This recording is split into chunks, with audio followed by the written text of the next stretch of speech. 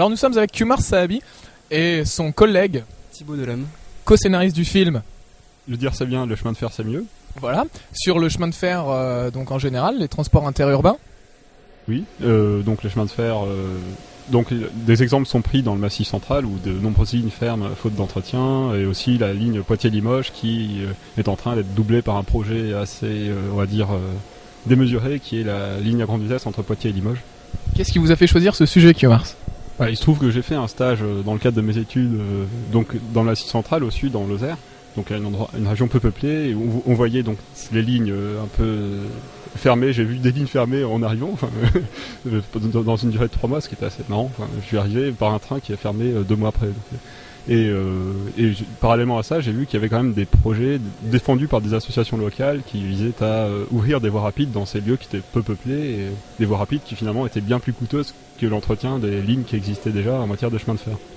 D'accord, alors concernant la bande son de votre film, c'est vos créations personnelles, ainsi que... Bon, j'ai pas été tout seul, j'ai été accompagné de plusieurs musiciens, donc plusieurs amis, des amateurs. On enregistrait ça dans la salle de répétition, ou alors en faisant un petit mixage, mais pas grand chose. Quoi. Donc un film 100% personnel de la part de Kumars. Globalement, le festival, Kumars, un petit commentaire, des regrets, des bonnes notes, des mauvaises notes, des coups de cœur. J'ai remarqué que c'était plus un festival avec des films artistiques, disons, que des reportages. Parce que bon, le mien c'était un documentaire pur et dur. C'était pas, il n'y avait pas, disons, un but artistique, mis à part le fait que les paysages filmés étaient quand même assez jolis. Et sinon, bon, j'ai été agréablement surpris par d'autres films notamment un film qui évoquait un petit peu un genre de 1984 écolo, c'est-à-dire avec on va dire le greenwashing, le fait. C'était Echoing Dream de Nancy. J'ai particulièrement aimé celui-là. J'ai trouvé aussi assez drôle le film sur Elle. D'accord, Elle, donc c'est une fiction futuriste. Fiction futuriste où il n'existe plus qu'une plante qui est détenue par une secte qui l'entretient avec beaucoup d'amour. D'accord. Merci Kumars. À une prochaine édition. Okay. Alors nous sommes avec le réalisateur de Echoing Dream, Frédéric. Très bien prononcé. Très bien prononcé. Oui, joli. Alors raconte-nous un peu la philosophie de ton film. C'était assez différent des autres. Raconte-nous. Alors au départ, je voulais parler du phénomène de greenwashing. Donc les entreprises qui se présentent comme plus vertes que vertes alors qu'en fait elles remaquillent juste certains chiffres. Ou alors elles reprennent les données et les exploitent au maximum alors qu'elles n'ont pas beaucoup de signification environnementale. Voilà, donc c'était à la base qui m'intéressait. Tu pensais à quelles entreprises en particulier ? Donne-nous des exemples. Non, je donne pas de nom. Attends, il y a mes futurs employeurs là-dedans aussi. Donc non, j'en parle pas. Non, mais voilà, je suivais un cours de management environnemental à Stockholm. Je faisais une année d'Erasmus là-bas. Et donc ça m'était apparu quand j'avais relu des rapports annuels de chaque entreprise qu'à chaque fois ils faisaient les mêmes trucs, les mêmes procédés, les mêmes images. Et donc c'est de ça dont je voulais parler. Et puis après j'avais aussi envie de parler du choix personnel de chacun, genre les jeunes diplômés.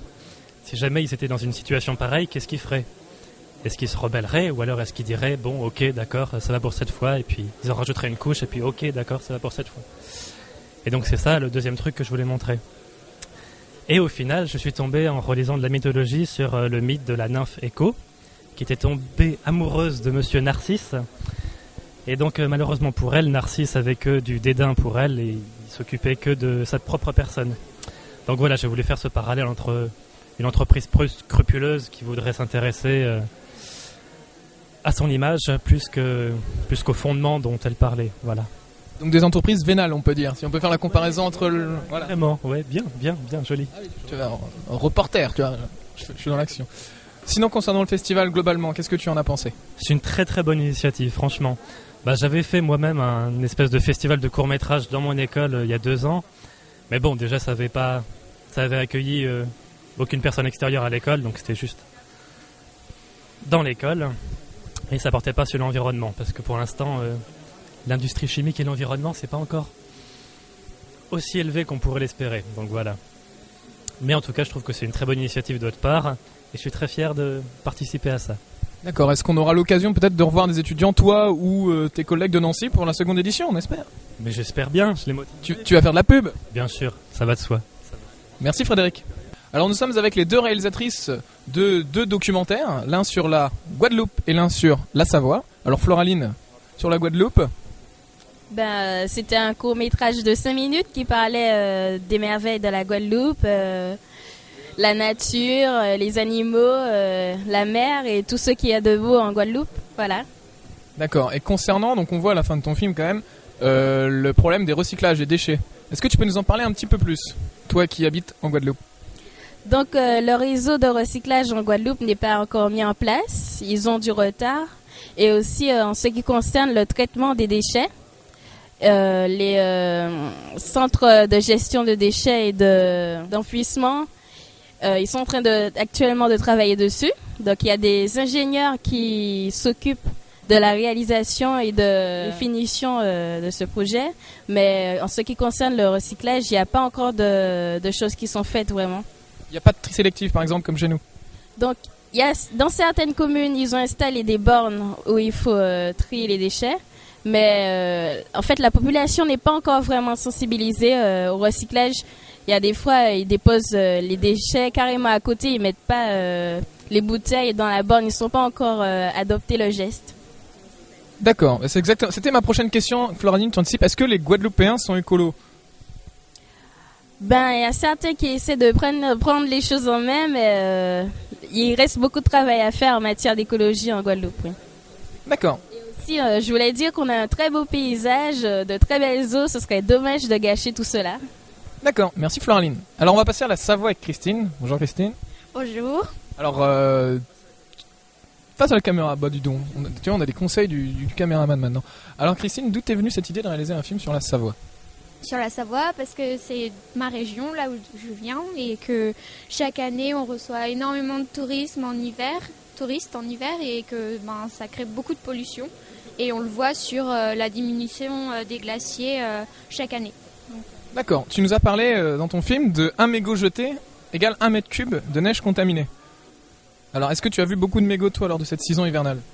On en voit toujours, oui, partout sur les pistes. De toute façon, on n'a pas besoin d'être en hiver pour les voir dans la rue ou même, c'est partout en France. Mais c'est vrai que, en Savoie, quand on jette un mégot sur les pistes, on en retrouve, comme on a dit dans le film, près de 30 000 au pied de chaque pylône de télésiège. Et 1 mètre cube d'eau contaminée qui après va se transformer, la neige va se transformer en eau et donc va couler dans les ruisseaux et va se propager ailleurs, quoi. Donc c'est un problème comme un autre, de pollution. Est-ce que tu penses que les gens jettent plus facilement des choses dans la nature quand c'est de la neige ou pas? Tu penses que pour eux c'est normal, ça va se désagréger avec la neige? C'est vrai que quand on le jette dans la neige, qu'il neige par-dessus, on ne le voit plus, alors que finalement, une fois que la neige n'est plus là, on retrouve tous les déchets à même l'herbe et ça devient vraiment désastreux, quoi. C'est vrai que toi tu dois voir hors saison ce qui se passe. Vous voyez beaucoup de déchets après les saisons touristiques? Oui, toujours. Est-ce qu'il y a des personnes qui les ramassent? Est-ce que vous avez réalisé des petites choses comme ça? Les Savoyards, déjà, quand ils se promènent, en général, ramassent les choses parce que notre nature, nos montagnes, ça nous tient vraiment à cœur. Et donc, naturellement, il y a déjà un geste qui est fait. Sachant que la Savoie, ça a été, je crois, la première... le Rhône-Alpes, je crois, était la première région à enlever les sacs plastiques des supermarchés. Donc, c'est vrai que non, c'est vraiment quelque chose qui nous tient à cœur. On a commencé et c'est juste que les touristes n'ont pas forcément ce geste-là et on aimerait bien qu'ils fassent de même. Donc, voilà. D'accord, c'était le message de la Savoie. Merci Christine. Dimon, alors tu es réalisateur. On t'a vu dans les interviews, tu as interviewé tous les réalisateurs, mais personne ne t'a interviewé, donc... C'est gentil de penser à moi, tu m'as fait penser à notre film. Donc tu es aussi réalisateur. Quelque part, tu es aussi journaliste, comme on a pu le voir avec tes interviews. Est-ce que ton film est finalement un reportage plus qu'un film ou comment définirais-tu ton film? Eh bien, comme tu le dis, notre film c'est plutôt un reportage sur les transports, le système de transport à Poitiers. Comment ça s'organise, comment on peut se déplacer intelligemment et pas prendre la voiture tout simplement. Il y a eu un message dans notre film, c'est déplacement de moins de 3 km égale vélo. Je pense que c'est l'important. Puis d'ailleurs, on a vu qu'au niveau de l'aménagement du territoire dans le film, c'était aussi important d'avoir un aménagement qui suive la politique de transport. Voilà. Oui, donc pour répondre à ta question, c'est vraiment un reportage, fait un peu de manière académique et journalistique. Donc attends-tu de ce reportage je sais pas, tu comptes peut-être le diffuser ailleurs, peut-être le montrer par exemple à des gens de la mairie, des gens de la communauté d'agglomération. Est-ce que tu espères, disons, toucher ces décideurs par exemple avec ce court-métrage? Eh bien en fait c'est assez difficile de te dire puisque le film est assez ciblé sur Poitiers, tu vois, on pourrait généraliser, hein, c'est vrai, mais c'est vrai qu'on a vraiment tourné sur Poitiers et après le diffuser dans la France entière, pourquoi pas, hein, mais c'est vraiment un exemple, c'est vraiment un petit manuel du comment se déplacer à Poitiers. Donc finalement oui, à la mairie, ça serait bien qu'on l'envoie, surtout qu'on a interviewé des gens de la mairie, ça serait le minimum à faire. Et voilà, on peut pas, je pense pas qu'on puisse concourir pour d'autres festivals, voilà. Peut-être des festivals locaux sur des plus sur des questions écologiques ou des questions sociales, je ne sais pas, genre, s'il y avait un autre festival de genre qui serait à Poitiers, tu donnerais ton film ou présenterais peut-être un autre film, je sais pas, c'est peut-être une vocation pour toi de faire d'autres reportages comme ça. Eh ben écoute, on espère avec mon équipe Jérémy et Julien continuer à faire des films, pourquoi pas. Voilà, c'était notre premier, vraiment un vrai film concret et intelligent entre guillemets. Hein. C'est vrai qu'il y a des films qu'on peut faire et qui sont pas spécialement intelligents.